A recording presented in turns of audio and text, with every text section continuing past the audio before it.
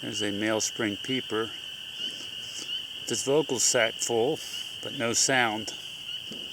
Super tiny guy. He's about as big as between my thumbnail and the first knuckle of my thumb. It's a very, very small animal. Super, super loud vocalization.